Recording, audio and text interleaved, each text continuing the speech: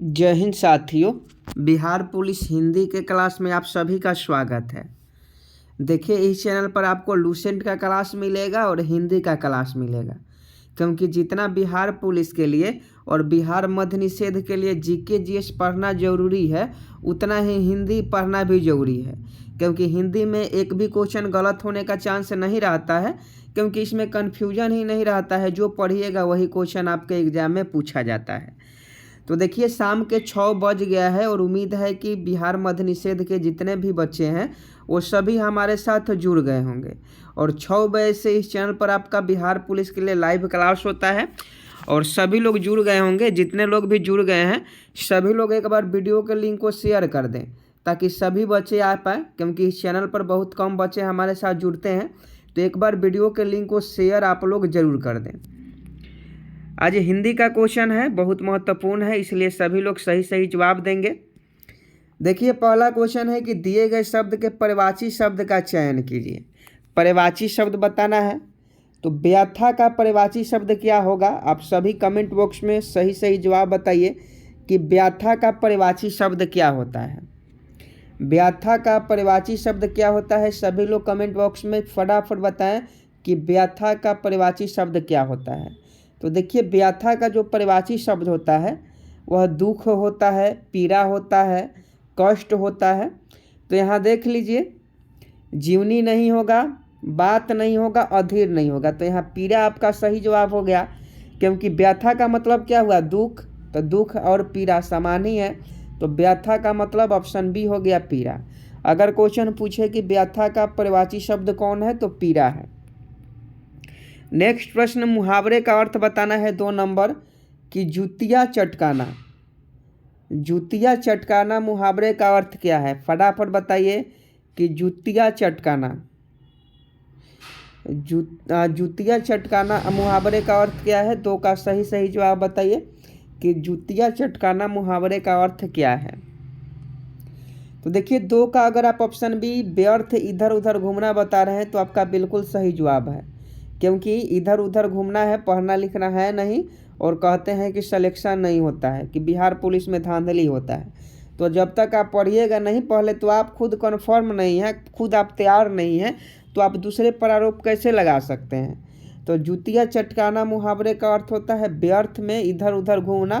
तो option B इस प्रश्न का बिल्कुल आपका सही जवाब हो जाएगा। नेक्स्ट प्रश्न 3 नंबर देख लीजिए और फटाफट सही जवाब बताइएगा कि रिक्त स्थान को भरने के लिए उपयुक्त शब्द का चयन कीजिए। कालिदास कवियों में डैश श्रेष्ठ हैं। कालिदास कलियो डैश श्रेष्ठ हैं, कवियों है। कालिदास कवियों डैश श्रेष्ठ हैं। फटाफट बताइए, कारक भरना है, की भराएगा, कि में भराएगा, कि को भराएगा, कि पर भराएगा। फटाफट बताइए कि यहाँ क्या भराएगा। I am waiting for your answer. 3 का सही सही जवाब बताइए।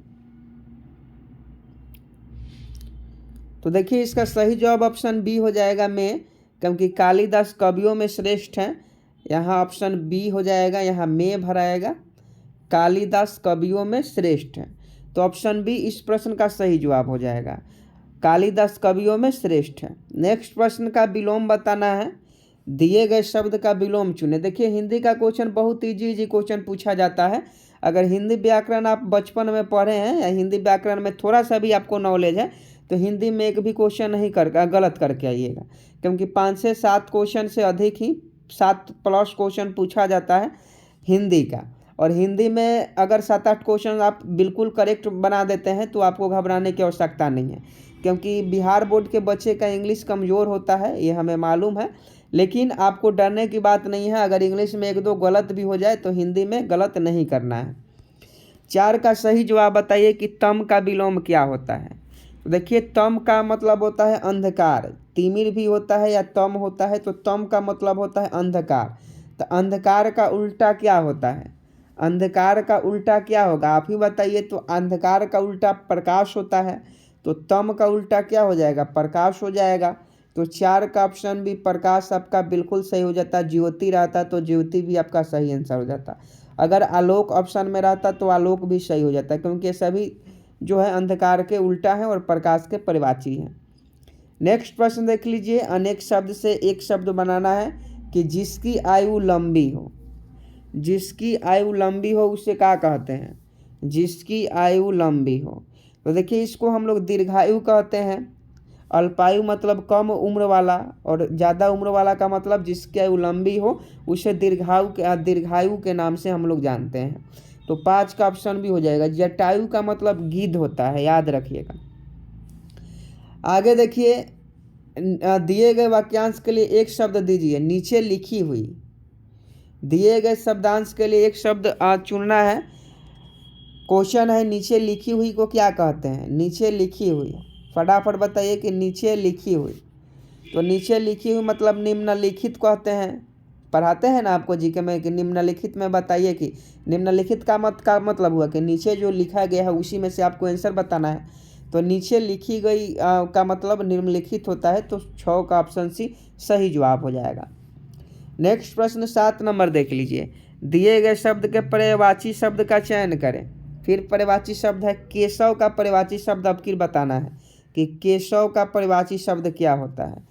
फटाफट बताइए 7 नंबर प्रश्न का कि केशव का पर्यायवाची शब्द क्या होता है। आई am waiting for your answer. Keshav का पर्यायवाची शब्द, तो देखिए केशव का जो पर्यायवाची शब्द होता है वो गोपाल होता है, नारायण होता है, दामोदर होता है, पीताम्बर होता है, माधव होता है, गोविंदा होता है, गोपाल होता है। तो केशव भगवान का नाम है, विष्णु भगवान का। तो गोपाल आपका बिल्कुल सही जवाब हो जाएगा। ऑप्शन डी आपका बिल्कुल राइट आंसर हो जाएगा। नेक्स्ट प्रश्न देख लीजिए। सही वर्तनी वाले शब्द को चयन करें। वर्तनी का मतलब होता है कि इसमें 4 ऑप्शन है, चारों में से एक सही लिखा है। तो देखिए ये दुस्वप्न जो लिखा है ऑप्शन सी, ये बिल्कुल सही है। बाकी सभी का गलत लिखावट है। तो ऑप्शन सी सही जवाब हो जाएगा। नेक्स्ट प्रश्न देख लीजिए। मुहावरा है कि मुंह फुलाना मुहावरे का अर्थ क्या होता है? मुंह फुलाना मुहावरे का अर्थ आपको बताना है कि मुंह फुलाना मुहावरे का अर्थ क्या होगा। तो देखिए 9 का ऑप्शन है अप्रसन्न होना होता है मुंह फुलाना, मतलब रुस जाना। तो यह अप्रसन्न होना। अगर आप मान लीजिए कि मार्केट गए हैं मम्मी पापा के साथ और वहाँ आपको कोई दूसरा कपड़ा पसंद आता है और आपके मम्मी पापा के पास उतना बजट नहीं है, तो वो कहते हैं कि ये कपड़ा ले लीजिए। तो आप क्या कहते हैं? आप क्या करते हैं? आप कहते हैं कि नहीं हमें चाहिए तो यही चाहिए, मतलब मुंह फुला लेते हैं। तब मुंह फुलाना का मतलब आप अप्रसन्न यानी दुखित हो जाते हैं। नेक्स्ट प्रश्न देखिए। इसमें से कौन सा भाग कॉमन एरर्स का क्वेश्चन है इंग्लिश में, लेकिन हिंदी में होता है कि इसमें से कौन सा भाग जो है गलत है। देख लीजिए। हमारे प्रदेश का सबसे पुरानी और प्रसिद्ध राष्ट्रीय उद्यान कहाँ है? 4 ऑप्शन है, चारों में से कौन गलत है आपको बताना है कि चारों में से कौन गलत है। 10 का सही जवाब बताइए। दिए गए वाक्य का वह भाग ज्ञात करें जिसमें कोई त्रुटि है, मतलब किस भाग में गलती है उसी भाग को आपको ज्ञात करना है। तो देखिए इसका सही जवाब सबसे पुरानी हो जाएगा। यहाँ पुरानी ना लिखकर सबसे पुराना यहाँ लिखना चाहिए था। लिंग में गड़बड़ है यहाँ, समझे कि नहीं। हमारे प्रदेश का सबसे पुराना और प्रसिद्ध राष्ट्रीय उद्यान कहाँ है? यहाँ पुरानी है, इसीलिए सबसे पुराना यानी सबसे पुरानी इसमें है। तो ऑप्शन बी आपका बिल्कुल सही जवाब हो जाएगा।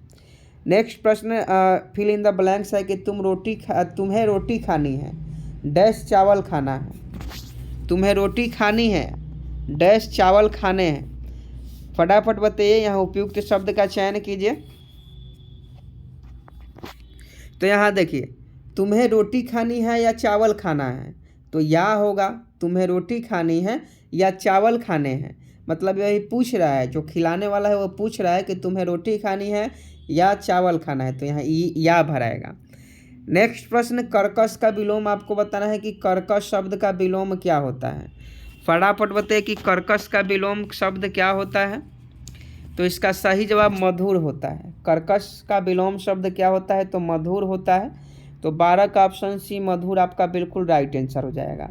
कर्कश का विलोम शब्द क्या होगा? तो मधुर होता है। नेक्स्ट प्रश्न देख लीजिए 13 नंबर।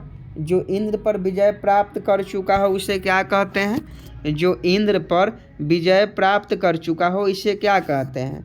तो आप लोग सभी लोग जानते हैं कि रावण का जो पुत्र था मेघनाथ जिसे कहा जाता था, उसका दूसरा नाम इंद्रजीत भी था।